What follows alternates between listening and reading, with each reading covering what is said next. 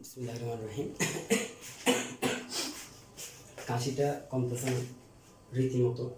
আচ্ছা, যেটা বলতেছিলাম, আমরা লাস্ট ক্লাসে ম্যাথ করছিলাম এবং ম্যাথগুলো ছিল হচ্ছে সরল ছন্দিত গতি সম্পন্ন বা সরল ছন্দিত গতির উপর ডিপেন্ড করে আমরা কিছু ম্যাথ করছিলাম, সূত্র যেগুলো পড়ছিলাম, বলের সূত্র বলো, তারপর আমরা সমীকরণ বলো, এগুলোর উপর ডিপেন্ড করে। এবং ওই রিলেটেড ম্যাথ আমরা সিকিউ আকারে পরবর্তীতে আবারও করব, কিন্তু আপাতত আমরা ইম্পর্টেন্ট সিকিউর জন্য যে দুইটা প্রয়োগ আছে, পর্যাবৃত্ত গতির দুইটা প্রয়োগ আছে, এই দুইটা প্রয়োগের মধ্যে আমরা চলে যাব। আচ্ছা, এটা এই পাশে দিকে শোনা যায়, দেখো তো। আচ্ছা, শোনা গেলে হলো, ছোট হলে বললাম, কারণ এক কানের তো আমি একটা কান ইউজ করি, দুইটা ইউজ করতে ইচ্ছে করে না। দুইটা দিলে কি হয়, মানে আমি আশেপাশে কিছু শুনি না, ঠিক আছে। আচ্ছা, এখন একটা ব্যাপারে দেখো, সেটা হচ্ছে আজকে চলে যাবো হচ্ছে সরল ছন্দিত গতির ব্যবহারে। আমরা অলরেডি মানে কয়েকটা ক্লাস করছি শুধুমাত্র এই সরল ছন্দিত গতি সম্পর্কে করছি বা এই ব্যাপারে করছি। তাহলে এটার ব্যবহারে যাব। এটা এই ব্যবহারের ক্ষেত্রে দুইটা ব্যবহার আছে, এই দুইটাই আমরা করব। একটা হচ্ছে তোমার উল্লম্ব স্প্রিং এর ক্ষেত্রে, মানে একটা হচ্ছে উল্লম্ব স্প্রিং এর গতি। উল্লম্ব স্প্রিং হতে হবে কিন্তু, ঠিক আছে। ওই ক্ষেত্রে তুমি পারফেক্টলি করতে পারবা, অন্যান্য স্প্রিং এর ক্ষেত্রে না। মানে স্প্রিংটা যদি অন্যদিকে থাকে সেই ক্ষেত্রে না, সেই ক্ষেত্রে এটা অ্যাপ্লিকেবল না, বা এই টপিকগুলো আসবে না। স্প্রিং এর গতি এটা একটা। আরেকটা হচ্ছে সরল দোলকের গতি, এটাও সেম উল্লম্ব হইতে হয়, ঠিক আছে। সরল দোলক ম্যাক্সিমাম ক্ষেত্রে উল্লম্ব হয়, এই কারণে আমি লিখলাম না। সরল দোলকের গতি আমরা সরল দোলকে গেলে বিস্তারিতভাবে পড়বো অনেক কিছু। আজকেই যাব, আজকে আমরা স্প্রিংও পড়বো, পাশাপাশি সরল দোলকেও যাব, ঠিক আছে। না বুঝলে আমাকে মানে তোমরা বুঝতেছো? আচ্ছা, কে বুঝতেছে না যে? ফারজানা, তোমার নেট ডিস্টার্ব করতেছে। এটা কি ইয়াও করতেছো ক্লাস, কি না বাইহানও করতেছো? যদি করো, আচ্ছা আচ্ছা আচ্ছা আচ্ছা, তাহলে আমি বলি, নেট ডিস্টার্ব করতেছে, তোমার কি ডাটা দিয়ে করতেছো নাকি এখন? আচ্ছা, তুমি একটা কাজ করো, বের হয়ে না হয় ক্লিন করে আবার ঢুকো, ঠিক আছে। সেটা হচ্ছে কি, সরল ছন্দিত গতির ব্যবহার বা সরল স্পন্দন গতির ব্যবহার, বা যেটা বলো সরল দোলন গতির ব্যবহার। এই ক্ষেত্রে আমরা যেটাই আসুক না কেন, এই ক্ষেত্রে আমরা দুইটা ইম্পর্টেন্ট ব্যবহার সম্পর্কে বা উদাহরণ নিয়ে আমরা এই চ্যাপ্টারটা কমপ্লিট করবো। একটা হচ্ছে উল্লম্ব স্প্রিং, আর একটা হলো সরল দোলক। আর শোনো, যদি ক্লিয়ার দেখা না যায়, কথাগুলো ভালো করে শোনো, আর পরবর্তীতে তুমি রেকর্ডগুলো দেখে নিয়ে মানে বোর্ডটা বা খাতায় তোলার ব্যাপারটা কমপ্লিট করবে আর কি। আপাতত দেখে নাও, তখন তোমার রিভাইজ হয়ে যাবে। যেহেতু তোমরা বোর্ড ডিস্টার্ব করলেও কথা কিন্তু শুনবা, সেক্ষেত্রে অনেক কিছু কিন্তু আচ্ছা হলেও ক্লিয়ার হবে। আর রেকর্ডিংয়ে তো মোবাইলটা মোটামুটি ক্লিয়ার থাকে, কারণ এটার কোনো ডিস্টার্ব নেই, আর একটা মোবাইল দিয়ে হয়। তাহলে এই ক্ষেত্রে আমার যে ব্যাপারটা বললাম যে উল্লম্ব স্প্রিং এর গতি এবং হচ্ছে তোমার কি সরল দোলকের গতি, আমরা প্রথমে উল্লম্ব স্প্রিং সম্পর্কে একটু করে জানবো, এবং উল্লম্ব স্প্রিং এর ক্ষেত্রে আমরা এই ব্যাপারগুলো লিখবো। সবাই একটু খাতায় তুলে ফেলবা উল্লম্ব স্প্রিং এর গতি। এবং এই ক্ষেত্রে এসে সবাই শুরু থেকে একটু মনোযোগী থাকবা, কথাগুলো একটু খেয়াল করবা, এর উপর ডিপেন্ড করে সমীকরণগুলো অটোমেটিক বুঝে যাবা। প্রথমত আমরা যেটা আসবো সেটা হচ্ছে উল্লম্ব স্প্রিং এর গতি বা উল্লম্ব স্প্রিং।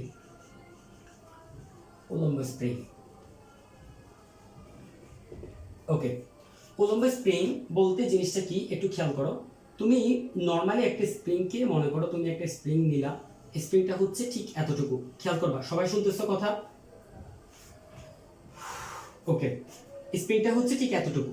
এখন যখনই তুমি এখানে কোনো একটা বস্তু ঝুলিয়ে দিবা, তখন মনে করো এখানে একটা বস্তু তুমি ঝুলিয়ে দিছো, তখন তোমার টানতে হবে না, স্প্রিংটা অটোমেটিক্যালি একটু নিচের দিকে নেমে যাবে না?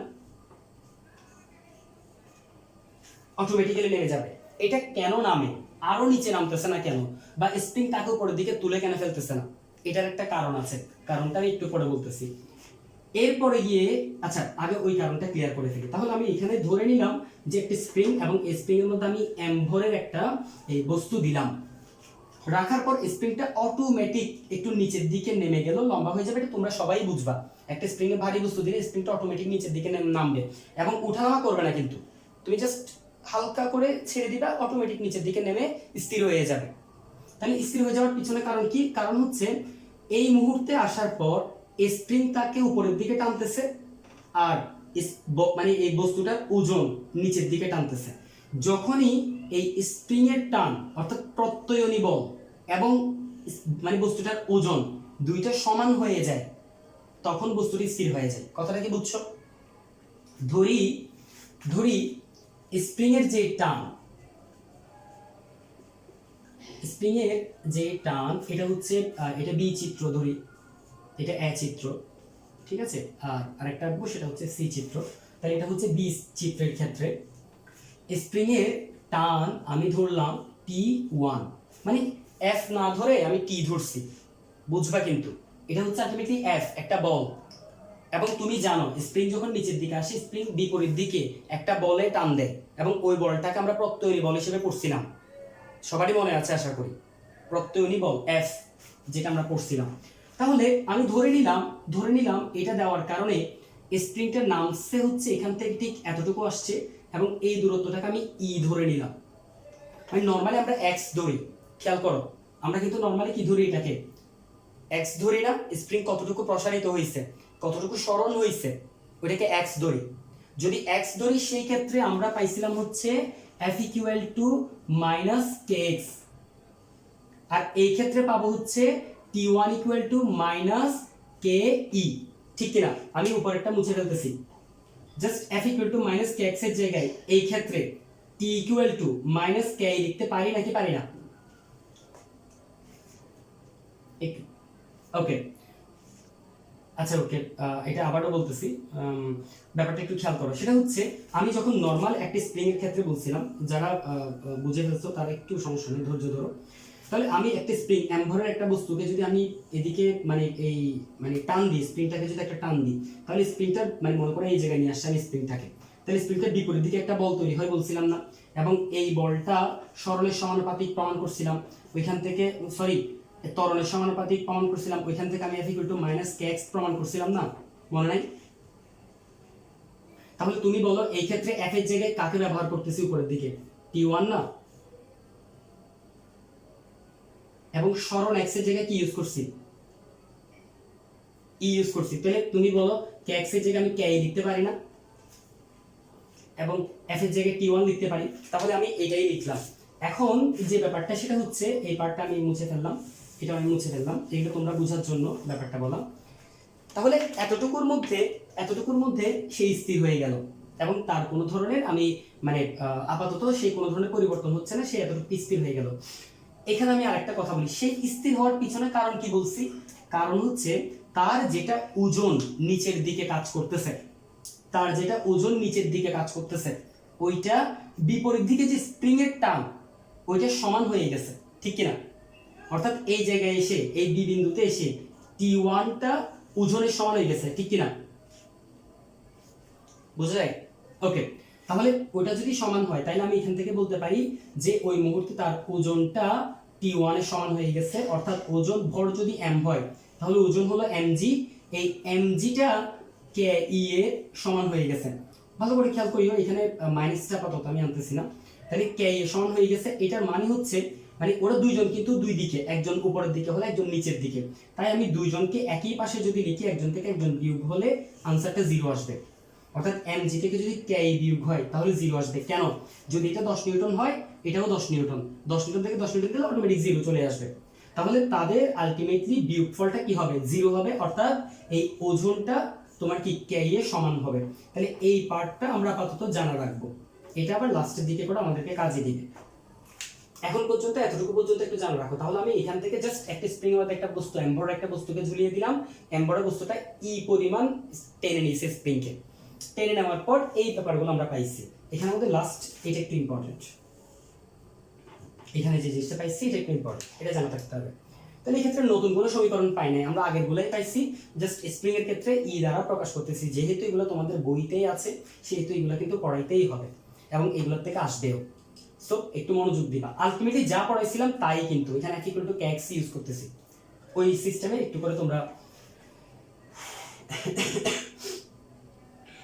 জান রাখো। এটা একটা ব্যাপার গেল, আমি এটা মুছে ফেলবো। এটা কি তোমরা তুলছো সবাই নাকি কেউ তুলতেছো এখন? ওকে ওকে, যদি এটা তোলা হয়ে যায়, এবার আমি এটা মুছে ফেলতেছি। আমি 3 নম্বর চিত্রটা একটু এঁকে ফেলবো। 3 নম্বর চিত্রটাতে হচ্ছে আমি কি করলাম, স্প্রিংটা তো অলরেডি এতটুকুর মধ্যে আছে, আমি কি করলাম, স্প্রিংটাকে একটু টান দিলাম, মানে বস্তুটা সহ একটু টান দিলাম, টেনে টোটাল এই যে জায়গায় ছিল ঠিক ওই জায়গা থেকে x মিটার নামাইছি। কত মিটার নামাইছি? x metre. এবার যদি তুমি ছেড়ে দাও তাহলে কি সে স্থির থাকবে?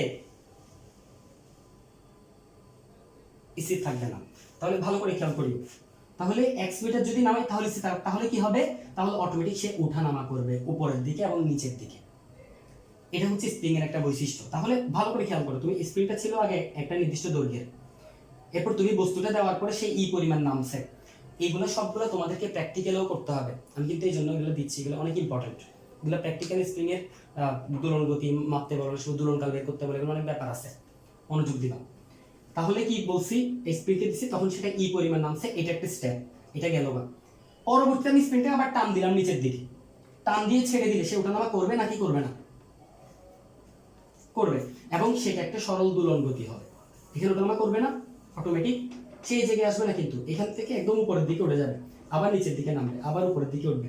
যদি এখানে মানে বস্তুর ভরটা উপেক্ষণীয় ধরা হয়, আমি এটা লাস্টের দিকে করে বলবো, তাহলে এখানে আলটিমেটলি সরল দোলন গতি স্টার্ট হবে।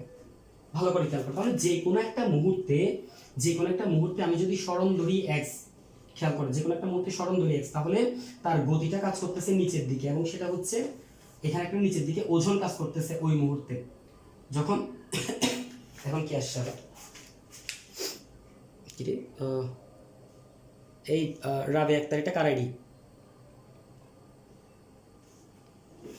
রাবি আক্তার, এটা কার আইডি? একটু ওকে, আবারও ইয়াতে চলে আসে। তাহলে যে কোনো একটা মুহূর্তে, এখন তুমি এখান থেকে তো আবার বুঝতে কষ্ট হবে, একটু ওয়েট করো, তাহলে পরের টপিক থেকে ধরিও। তাহলে এখন যে কোনো একটা মুহূর্তে যখন আমি তাকে টেনে ছেড়ে দিলাম, তাহলে সে বলতেছে আমরা কি ওঠানামা করবে, এবং ওঠানামা করার সময় আমি ধরলাম যে সে যে দূরত্ব মানে অতিক্রম করার পর যে অবস্থানে ছিল, ঠিক ওইখান থেকে মনে করো x মিটার নামার পর আমি তাকে হিসাব করতেছি, মানে যে কোনো একটা মুহূর্তে আমি হিসাব করতেছি, আমি সরণটা ধরছি x, এই বিন্দু থেকে এই পয়েন্ট থেকে সরণটা ধরছি আমি x। তাহলে এটা মনে করো সি চিত্র। তাহলে এই ক্ষেত্রে আমি সরণ x ধরি, তাহলে এখানে ব্যাপারটা কি হচ্ছে, এখানে হচ্ছে আলটিমেটলি এই বিন্দুতেও একটা ঊর্ধ্বমুখী বল কাজ করবে নাকি করবে না? স্প্রিং এর টান কাজ করবে না? কাজ করবে, তবে এটা আগেরটার থেকে ভিন্ন হবে। কারণ কি, স্প্রিংটা একটু বেশি নিচের দিকে নামছে না, তাহলে পিছনের দিকে প্রত্যয়ী বলটা বাড়বে নাকি বাড়বে না? বাড়বে, কনফার্ম। ওকে, কিন্তু এই মুহূর্তে তার একটা ত্বরণ আছে নাকি নাই? আছে, এই মুহূর্তে তার একটা ত্বরণ আছে, সে কিন্তু একটা ত্বরণের মধ্যে ওঠানামা করতেছে না। তাহলে যে কোনো একটা মুহূর্তে সে কিন্তু স্থির নাই মানে হচ্ছে এখানে মানে বিপরীত দিকে যে বলটা কাজ করবে, অর্থাৎ উপরের দিকে মনে করো একটা বল কাজ করতেছে, আমি এটা ধরলাম বর্তমানে এটাকে টি1 ধরছিল, এটা মনে করো টি2, আর নিচের দিকে তো ওজনই কাজ করতেছে। তাহলে এই ক্ষেত্রে কিন্তু টি2 আর ওজন কিন্তু সমান নয়। কারণ কি, এই টি2 আর ওজনের উপর ডিপেন্ড করে একটা বল অটোমেটিক একটা ত্বরণ নিয়ে এটা ওঠানামা করতেছে অটোমেটিক্যালি প্রত্যেকটা মুহূর্তে, এবং এটার উপর ডিপেন্ড করে আমি ব্যাপারটা আসলে বলতে পারি, সেটা হচ্ছে যে খেয়াল করো, মনে করো নিচের দিকে টান কাজ করতেছে বা নিচের দিকে ওজন কাজ করতেছে ডাব্লিউ পরিমাণ, উপরের দিকে টান কাজ করতেছে টি পরিমাণ। তাহলে আমি যদি ডাব্লিউ থেকে টি2 বিয়োগ করি, তাহলে এই বস্তুটার বর্তমান মানে যেটা ত্বরণ ওইটার উপর ডিপেন্ড করে, ভর দিয়ে যদি গুণ করি যে বলটা, ওই বলটা আমি পাবো। অর্থাৎ তাদের যেটা লব্ধি বল সেটা হচ্ছে F = ma, ওইটা দিয়েই তো সে ওঠানামা করতেছে। কারণ কি, এটা প্রতিনিয়ত দেখো, এটা যখন ওঠানামা করে প্রতিনিয়ত প্রত্যেকটা মুহূর্তে একটা ওজন আর একটা উপরের দিকে টান কাজ করে নাকি করে না? প্রত্যেকটা মুহূর্তে করতেছে না? হ্যাঁ, তাহলে যে কোনো একটা মুহূর্তে ওজন থেকে টি2 বিয়োগ দিলে, তাহলে লব্ধি যে বলটা নিয়ে সে ওঠানামা করতেছে ওটা আমি পেয়ে যাব, এবং ওইটা আমি F = তার ভর যদি m হয়, তার যে কোনো মুহূর্তে ত্বরণ যদি a হয়, আমরা তো জানি সরল দোলন গতিতে একটা ত্বরণ থাকবে এবং এই ত্বরণটা চেঞ্জ হইতে থাকে, আমরা x দূরত্ব আপাতত ত্বরণটা হিসাব করতেছি। তাহলে ওই ক্ষেত্রে ত্বরণটা এ হবে এবং এই প্রত্যয়ী বলটা কত হবে। আচ্ছা আমরা আবারও আগের ব্যাপারটাতে চলে যাই, সেটা হচ্ছে আমরা জানি F equal to minus k x. আচ্ছা এই ক্ষেত্রে F এর জায়গায় কি ইউজ করতেছি, T2 না, F এর জায়গায় কি ইউজ করতেছি, T2 এবং K এর জায়গায় K থাকবে, কেন, একই স্প্রিং, যার কারণে এখানে যেটা K এখানেও কি সেম K।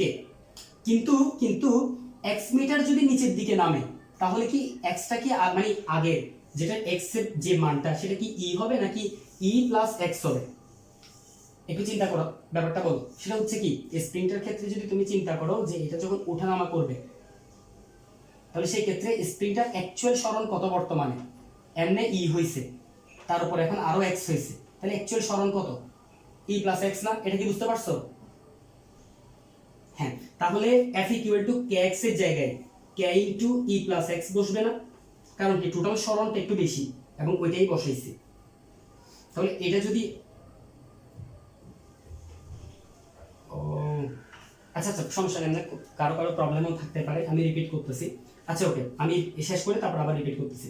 তাহলে যারা কন্টিনিউর মধ্যে আছো তারা খেয়াল করো, তাহলে আমি আলটিমেটলি কি পাচ্ছি, সেটা হচ্ছে এই T2 অর্থাৎ উপরের দিকে যে প্রত্যয়নী বলটা সেটা k into e plus x, অর্থাৎ টোটাল সরণকে k এর সাথে গুণ করলে আমি প্রত্যয়নী বল পাবো, অর্থাৎ T2 এর মানটা আমি পাইছি।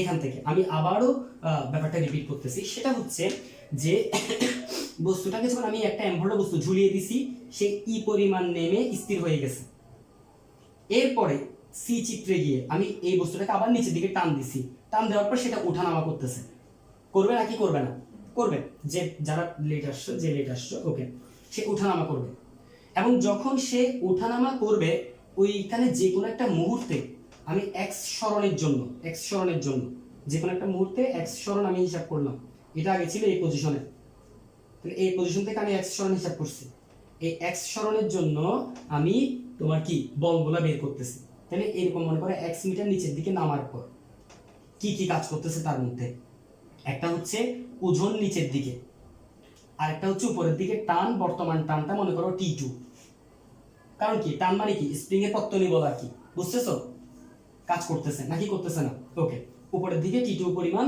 বল কাজ করতেছে। এখন যে ব্যাপারটা সেটা হচ্ছে কিন্তু এই মুহূর্তে কি সেই স্থির না, তার একটা ত্বরণ আছে না, তার ত্বরণ আছে, তার মানে হচ্ছে তার একটা লব্ধি বল কাজ করতেছে, সে এই দুইটার উপর ডিপেন্ড করে যে কোনো একদিকে যাচ্ছে, যদি W বেশি হয় নিচের দিকে যাচ্ছে, T2 বেশি হয় উপরের দিকে উঠতেছে, একটা ত্বরণ আছে এবং ওই ত্বরণকে ব্যবহার করলে তার বর্তমান লব্ধি বল কত, ma, তার ত্বরণ যদি a হয়, ভর যদি m হয়, তাহলে তার লব্ধি বল কত, ma। এটা কিভাবে, এটা হচ্ছে সিম্পল ব্যাপার, তুমি যে কোনো একটা বস্তুর ক্ষেত্রে হিসাব করো, উপরের দিকে তুমি 10 নিউটন বল দিছো, নিচের দিকে তুমি কি 3 নিউটন বল দিছো, তাহলে এটা কোন দিকে উঠবে, উপরের দিকে না, 7 নিউটন বলে, ঠিক কি না? তাহলে F ইকুয়াল টু ma দিয়ে যদি বের করতে চাই তাহলে 7 নিউটন আসবে, তাহলে এখানের মধ্যে এটা হচ্ছে টান আর এটা হচ্ছে ওজন, তাহলে এই ধরনের একটা সিচুয়েশন ক্রিয়েট হয়েছে। তাহলে এবার একটা ব্যাপার দেখো, সেটা হচ্ছে এটা যদি ক্রিয়েট হয় এখান থেকে আমি এটা পাই, অর্থাৎ ওজন থেকে যদি আমি কি বিয়োগ করি, স্প্রিং এর প্রত্যয়ী বলটা বিয়োগ করি, তাহলে আমি ওই মুহূর্তে তার লব্ধি বলটা পাবো, অর্থাৎ তার ত্বরণটার উপর ডিপেন্ড করে আমি বলটা পাবো, ওই মুহূর্তে তার ত্বরণও এখান থেকে বের করে ফেলা যাবে, একটা ব্যাপার গেল। তাহলে আবার এখানে T2টা কত হবে, এই T2টা আবার আমরা জানি F equal to minus kx, মানে স্প্রিং এর ক্ষেত্রে বা সরল গতির ক্ষেত্রে, সরল চন্দিত গতির ক্ষেত্রে, মানে আমরা জানি প্রত্যয়ী বল বিপরীত দিকে যে বলটা তৈরি হয় সেটা সরণের বিপরীত হয় এবং তোমার কি মাইনাস kx এর সমান হয়, সেখানে k হচ্ছে কি স্প্রিং ধ্রুবক, এখানে যত এখানেও তত, কারণ সেম স্প্রিং। তাহলে ওই ক্ষেত্রে এসে আমি T2 এর মানটা পাইছি কত, F এর জায়গায় T2, k এর জায়গায় k, x এর জায়গায় হচ্ছে কতটুকু স্প্রিংটা আগে ছিল এখানে, তাহলে এখান থেকে টোটাল সরণ কত, টোটাল সরণ হচ্ছে e প্লাস x, এটা বসাই দিছি, ক্লিয়ার, ওকে ওকে। এবার এই জিনিসটা আমি এখানে বসাই দিব, এটাই মুছে ফেলতেছি, নিচের লাইনটা আমি মুছে ফেলতেছি, দুই লাইন, মানে এটা দিয়ে জাস্ট আমি এক পাশে লিখে রাখতেছি, আমি এখান থেকে পাইছি হচ্ছে T2 equal to minus k into e plus x, এটা আমি পাইছি। যেহেতু মাইনাস আমি এখানে অলরেডি লিখে ফেলছি তাহলে এই মাইনাসটার দরকার নাই, অথবা তুমি যদি এখানে মানে মাইনাসটা রাখো এখানে প্লাস দিয়ে কাজটা করবা, একটা ব্যাপার গেল। তাহলে আমরা W ইকুয়াল টু অলরেডি জানি, W ইকুয়াল টু যে কোনো একটা মুহূর্তে সে mg, অলওয়েজ mg, এটা ফিক্সড, প্লাস T2 এর মানটা এখন যেহেতু প্লাসে মাইনাসে মাইনাস হয়ে যাবে, মাইনাস k ইনটু ই প্লাস এক্স আসতেছে ইকুয়াল টু এম এ আসতেছে, সরি এম জি দিয়ে দিছি,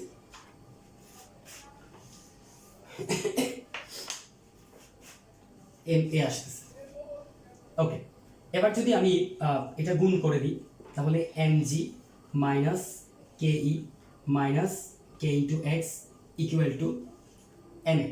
আমরা একটু আগে আমি দ্বিতীয় স্টেপে একই স্প্রিং এর জন্য দ্বিতীয় স্টেপে কি প্রমাণ করছিলাম, টি1 এবং ডাব্লিউ সমান, টি1 ছিল হচ্ছে তোমার এখানে কে ই, দেখো তো ভালো করে লিখছো না তোমরা, টি1 কি ছিল কে ই, তার মানে হচ্ছে আমি একটু আগে প্রমাণ করছিলাম এম জি থেকে যদি কে ই বিয়োগ করি তাহলে সেটা কত হবে, 0, তার মানে এই পার্টটার মান হচ্ছে 0, তাহলে এটার মান যদি 0 হয় তাহলে আমি minus k x equal to m a পাই।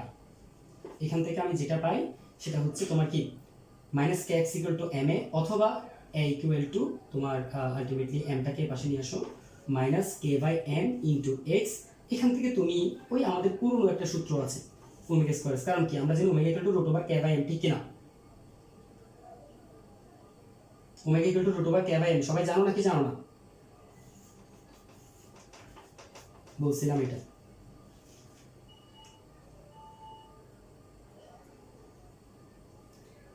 না মানে এটা হচ্ছে যে তুমি মানে প্লাসটা যদি রাখো সেই ক্ষেত্রে এই মাইনাসটা ডাইরেক্ট বসে মাইনাস হয়ে যাবে, অর্থাৎ মূল কথা হচ্ছে এখানে মাইনাস থাকতে হবে, এটাই ঠিক আছে। এই জাস্ট এটা মাথায় রাখো, কারণ দুইজনের লব্ধি বলটাই হচ্ছে এটা, ওইটার উপর ডিপেন্ড করে ব্যাপারটা হয়। তাহলে লব্ধি বলের ক্ষেত্রে যেহেতু একটা বিপরীত দিকে, ওই জন্য এখানে অটোমেটিক মাইনাসটা বসে, তো মাইনাস তুমি এখানে বসালে এখানে বসাবা না, এখানে বসালে এখানে বসাবা না, যে কোনো এক জায়গায় মাইনাসটা ইউজ করবা, এটাই। তাহলে তুমি এই ব্যাপারটা আমি বের করলাম, এই ব্যাপারটা আমি কেন বের করলাম, এই ব্যাপারটা বের করে আমি তোমাকে এটা বোঝাচ্ছি যে আমরা সরল ছন্দিত গতি করছি, তাহলে সরল ছন্দিত গতির সমীকরণ চলে আসছে, ত্বরণ চলে আসছে, আর এই ত্বরণটা যারা ফলো করবে ওইটা অবশ্যই সরল ছন্দিত গতি, অর্থাৎ স্প্রিং এর গতি একটা সরল ছন্দিত গতি, এবং সেই ক্ষেত্রে এই সমীকরণগুলো তোমার ইউজ করা যাবে। এখন তোমার কোন কোন সমীকরণ তুমি কোথায় ইউজ করবা এটা আমি তোমাকে অটোমেটিক বলবো, তোমাকে কিন্তু এটা অলরেডি বলে ফেলছি হচ্ছে সরল ছন্দিত গতির জায়গায় শুধু স্প্রিং চলে আসবে আর সবকিছু ওকে থাকবে, তুমি একই সূত্র দিয়ে অঙ্ক করবা যে সূত্রগুলো এতদিন করে আসছো। তবে তবে এরপরে আরেকটা ইম্পর্টেন্ট পার্ট আছে যেটা আমি একটু পরে ক্লিয়ার করতেছি, আপাতত এতটুকু পর্যন্ত একটু ক্লিয়ার থাকো, এতটুকু একটু তোমরা তুলে ফেলো, এবং এটা দিয়ে তোমরা আলটিমেটলি সরল দোলন গতির সরল ছন্দিত গতির ত্বরণ, অর্থাৎ কি এটা একটা সরল ছন্দিত গতি, স্প্রিং এর গতি, উল্লম্ব স্প্রিং এর গতি, তার মানে উল্লম্ব স্প্রিং দিয়ে কোনো অঙ্ক আসলে তুমি সরল ছন্দিত গতির সব সূত্র অ্যাপ্লাই করতে পারবা। ক্লিয়ার?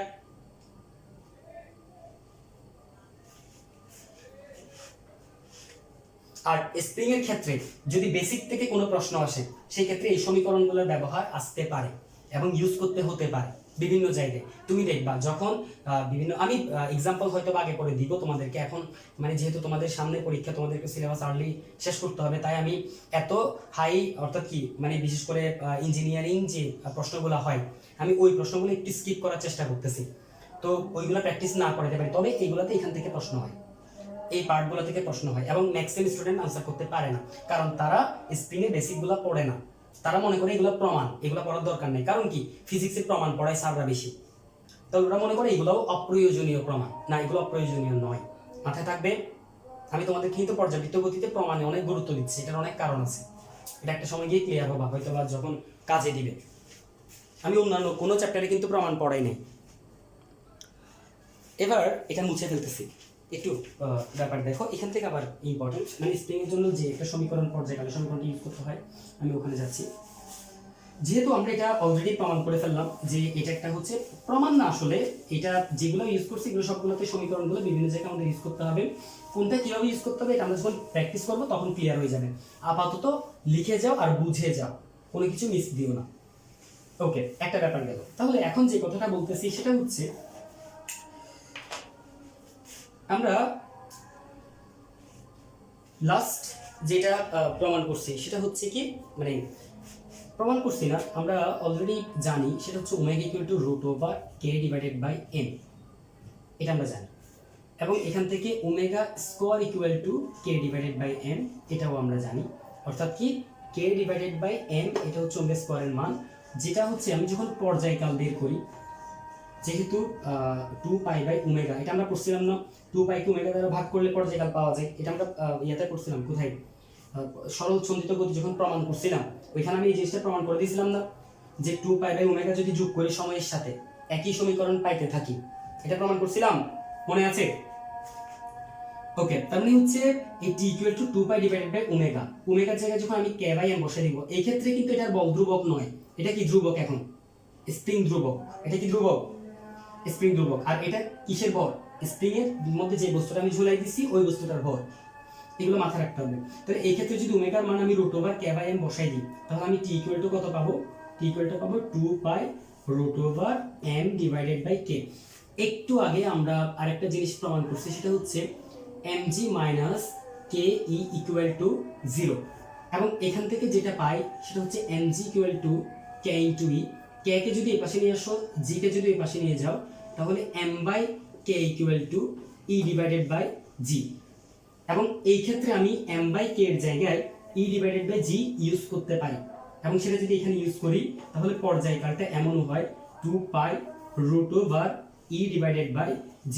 দেখো ভালো করে খেয়াল করো যে এই পর্যায়কালের সমীকরণটা সবাই জানে এবং সবাই মুখস্থ করে, সবাই এটা দিয়ে পর্যায়কাল বের করে। আবার যখন কোথাও কোথাও যে এমন একটা ম্যাথ আসছে যেখানে তোমাকে বলছে যে একটা স্প্রিং এর মধ্যে একটা বস্তুকে ঝুলাই দিছে, এবং বস্তুকে ঝুলাই দেওয়ার কারণে সেটা 3 মিটার নিচের দিকে নামছে, বা 3 সেন্টিমিটার নিচের দিকে নামছে, 4 সেন্টিমিটার নিচের দিকে নামছে, নেমে সেটা স্থির হয়ে গেছে, অর্থাৎ কি নিচের দিকে একটু প্রসারিত হয়েছে স্প্রিংটা, তার মানে ওইটা x এর মান না, এটা e এর মান, আমরা যেটা e করছি ওই e এর মান কিনা, নাকি ওঠানামা করতেছে, এটা e এর মান। তাহলে এই মানটা যদি তোমাকে কোন একটা অঙ্কে বলে দেয় এবং বলে পর্যায়কাল নির্ণয় করো, কারো এই সূত্রটা মাথায় আসবে না। কারণ কি, সবাই চিন্তা করে কি রে √m/k, m কই, কে কই, টেনশনে পড়ে গেল, অথচ এমও লাগতেছে না, কেও লাগতেছে না, জি এর মান মুখস্থ আর ই এর মান দিয়ে তুমি বের করে ফেলতে পারতেছ। তবে পাহাড়ের উপর গেলে বা অন্য কোথাও গেলে সেখানে জি এর মানটা পরিবর্তিত হয়, এটা পরে দেখাবো আমি ব্যাপারগুলো। এই ক্ষেত্রে আমাদের সরল দোলকে এমন দেখাইতে হবে, সরল দোলকে দেখাবো। তবে আমি তোমাকে এটা বলতেছি যে কতটুকু প্রসারিত হয় এটা যদি বলে দেওয়া থাকে, জি দ্বারা ভাগ করে তুমি পর্যায়কাল বের করতে পারো। আমি তোমাকে একটা কথা বলি, আমি তোমাদের সবসময় একটা কথা বলছিলাম, সেটা হচ্ছে যারা রেগুলার ক্লাস করো তাদেরকে বলি যে একটা পরীক্ষায়, একটা যে কোনো একটা পরীক্ষায় নর্মালি 60-70 পাওয়ার মতো, বা যারা ভালো স্টুডেন্ট তারা মোটামুটি ভাবে 60-70-80 এতটুকু তুলে ফেলে।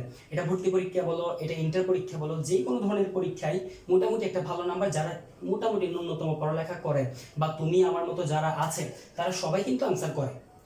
ভালো স্টুডেন্টগুলো কেন তোমাদের থেকে বেশি নাম্বার পায় তুমি দেখবা, তুমি অদ্ভুত রকম ভাবে একটা ব্যাপার দেখবা, সেটা হচ্ছে তুমি ফুল বই পড়ে গেছো, তোমার স্যারকে ফুললি মানে ফলো করছো, ভালো করে বাসায় পড়ে গেছো, তারপরও তোমার একটা ফ্রেন্ড তোমার থেকে বেশি নাম্বার পেয়ে যায় একটা পরীক্ষায়, যে কোনো একটা জায়গায় কম্পিটিশনে সে তোমার থেকে আগাই থাকে, কোনো না কোনোভাবে সে 2 নাম্বার হলেও আগে থাকে, 3 নাম্বার হলেও আগে থাকে, তাকে তুমি ফেলতে পারো না। কারণ কি, কারণ হচ্ছে তারা এই টাইপের ব্যাপারগুলো বাদ দেয় না, তারা এই টাইপের ব্যাপারগুলো করে ফেলে। পরীক্ষা যখন আসে তুমি কমপ্লিট স্কিপ করে চলে আসবা, অথবা যারা এই ব্যাপারগুলো চোখেই পড়ে না তারা স্কিপ করে চলে যাবে। কারণ কি, পর্যায়কাল বের করার জন্য তার এই সূত্রটা মুখস্থ, এটা জীবনেও বলে না, এটা এটা এটা স্প্রিং এর ক্ষেত্রে নরমালি বলাই হয় না, এটা অ্যাভয়েড থাকে। কারণ তুমি দেখো এই প্রমাণগুলো না পড়াইলে এটা বলে লাভ নাই, তো এটা কোত্থেকে বলবো আন্দাজে, এটা আমি প্রমাণগুলো বলার কারণে এটা অটোমেটিক চলে আসতেছে। তাহলে তোমাকে ওইভাবে নিজেকে প্রস্তুত করতে হবে, ওই জায়গায় তুমি আগাই যাবা কনফার্ম, এটাতে কোনো ভুল নাই, মাথায় থাকবে। এটা একটা ব্যাপার গেল, এতটুকু একটু তুলে ফেলো, আর কোনো প্রবলেম থাকলে বা কোনো কিছু না বুঝে থাকলে প্রশ্ন করো, রেকর্ড। হ্যাঁ, তাহলে স্প্রিং এর ক্ষেত্রে যখন পরীক্ষা তোমাদের অঙ্ক আসবে তখন আমরা এই সূত্রগুলো ব্যবহার করব, এবং এগুলো ব্যবহার করে যে কোনো অঙ্ক করতে পারবে। ইভেন তুমি এটা ব্যবহার করেও তুমি অঙ্ক করতে পারবা, যদি এখান থেকে কিছু বের করতে বলো তুমি করতে পারবে, এগুলো সবগুলো ব্যবহার করে তুমি অঙ্ক করতে পারবা। এবং যদি আমি বলি তোমাকে একটা স্টুডেন্ট খুব ভালো করে পড়ে গেছে, তার কমন কেন আসে না, সে এই মানে কিছু ট্যাকটিক্যাল বা টেকনিক্যাল কতগুলো ব্যাপার সে অ্যাভয়েড করে চলে যায় এবং ধরা খায়। কথা বুঝতে পারছি? এই ব্যাপারগুলো একটু মাথায় রাখবা, কারণ এগুলো লাগবে না একটা মানে ফিলিংস আছে, বুঝছো, কিন্তু পরীক্ষায় চলে আসে, তো পুরো বানের আনসার করতে পারে না, আমি পর্যাপ্ত করে আনসার করবো না, এই ধরনের একটা বিহেভিয়ার চলে আসে। সো একটু সবাই মনোযোগী হবা। আমি সরল দোলকের বেসিকটা একটু বলে দিই, পরের দিন সরল দোলকের সমীকরণ বলে দিব, এরপর হচ্ছে আমরা কি চ্যাপ্টার শেষ করে দিব। হয়তো আমরা পরের ক্লাস বা আগামী 2টা ক্লাসের মধ্যে আমাদের কি পর্যাবৃত্ত গতি ইনশাল্লাহ শেষ হবে। এখন একটা ব্যাপার দেখো, সেটা হচ্ছে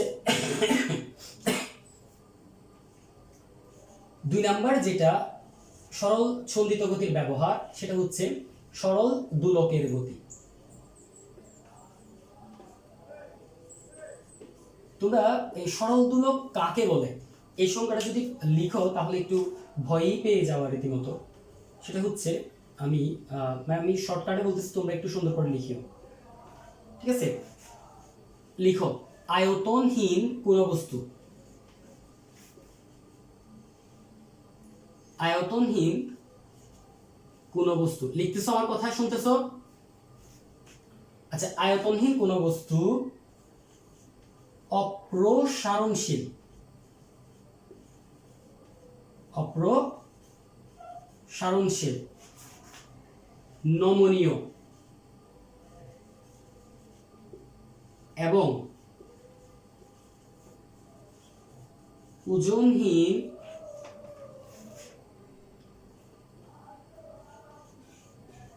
সুতা দ্বারা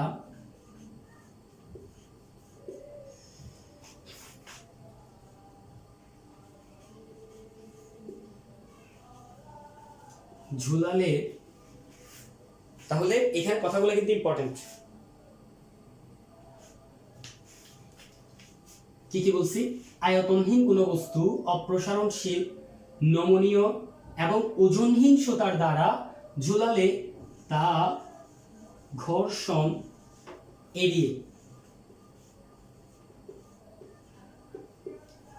দুলতে থাকে।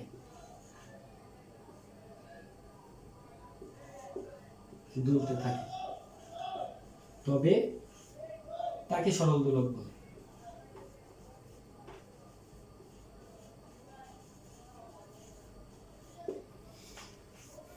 শোনা যায়? ওকে, তাহলে এইখানে বন্ডামিগুলো একটু দেখো। প্রথমত হচ্ছে আয়তনহীন বস্তু। তুমি কোথায় পাবা গ্যাস ছাড়া? আয়তনহীন কোনো বস্তু নেই, গ্যাসকে কি জ্বলাইতে পারবা? আচ্ছা, ওকে গেল। এরপর হচ্ছে অপ্রসারণশীল বলছে, এতটুকু মানলাম, প্রসারিত হয় না। আবার নমনীয় কেন হয়? আবার এটা বলে ওজনও নেই। কথা বুঝতে পারছি? বলছিলাম এটা একবার, ওজন নেই। এই ধরনের সুতা এই পৃথিবীতে আছে অদৃশ্য সুতা ছাড়া, ঠিক আছে? কোন যদি অদৃশ্য সুতা থাকে, এটা হচ্ছে এটা। এবার একটা ব্যাপার দেখো, তাহলে এই ধরনের সুতা দ্বারা যদি ঝোলে, সেক্ষেত্রে ঘর্ষণ লেগে এটা দুলতে থাকে, এটাকে সরল দোলক বলে। আচ্ছা, এখানে সরল দুল পর্যন্ত দেখছি, এখানে একটা কয়েড করে দাও। ওকে, তাহলে এখানে আমি তোমাকে একটা কথা ক্লিয়ার করি, সেটা হচ্ছে যে তোমার সরল দোলকের সংজ্ঞা, তুমি যদি আমরা বাস্তবিক ব্যবহারের ক্ষেত্রে সরল দোলকের কথা বলি, যে এই ধরনের সরল দোলক বাস্তবে নাই, এই ধরনের সরল দোলকের অস্তিত্ব বাস্তবে নাই। এটা হচ্ছে আমাদের মানে গাণিতিক সমস্যা কিছু সলভের জন্য, বা কিছু গাণিতিক মানে কিছু জটিল হিসাব নিকাশ থেকে বাঁচার জন্য আসলে আমরা এই ধরনের একটা কল্পনা করে তারপরে গাণিতিক হিসাবগুলো করি, সমীকরণগুলো রেডি করি। আদারওয়াইজ সমীকরণগুলো অনেক জটিল হয়ে যাবে। আর বাস্তবিক ক্ষেত্রে হচ্ছে ঠিক এমন যে একটা সুতার সাহায্যে মানে একটা ভারী বস্তুকে যদি আমরা ঝুলাই, তাহলে সেই ক্ষেত্রে একটা সরল দোলক তৈরি হয়ে যায়, যেটা তোমরা ম্যাক্সিমাম ক্ষেত্রে দেখছো। ওকে, আমি এটা মুছে ফেলতেছি, মুছে ফেলতে পারি? ওকে, কারণ আমি নিজে তো বলে বলে লিখছি, তাহলে ততক্ষণে লিখে ফেলার কথা। ওকে, একটা ব্যাপার গেল। এখন এই সরল দোলকের কিছু উপাদান আছে, তাহলে একটা সরল দোলকে কি কি থাকে আমি একটু করে তোমাকে বলি।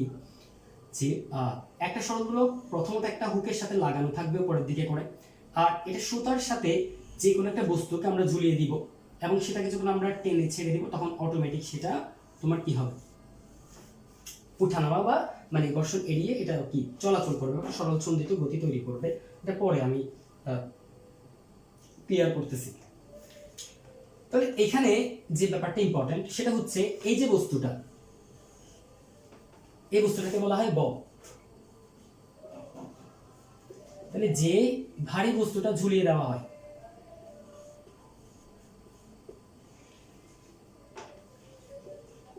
ব্যবহার হয়, সেটা হচ্ছে তোমার কি বল, ইম্পর্টেন্ট।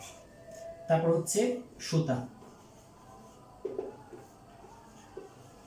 যার সাহায্যে বস্তু ঝুলিয়ে রাখা হয়। সিম্পল ব্যাপার, এতটুকু পর্যন্ত আমাদের জন্য ইজি। তবে এই ইম্পর্টেন্ট পার্ট হচ্ছে কার্যকরী দৈর্ঘ্য।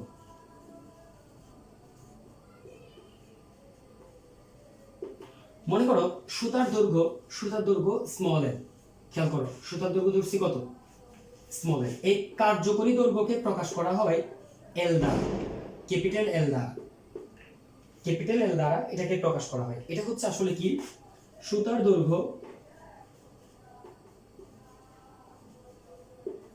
এবং ববের ভর কেন্দ্রের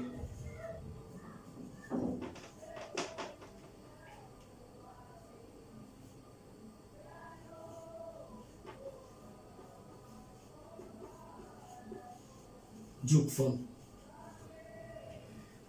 যদি তুমি কোন একটা কথা কি শোনা যাচ্ছে, লিখতেছো তোমরা?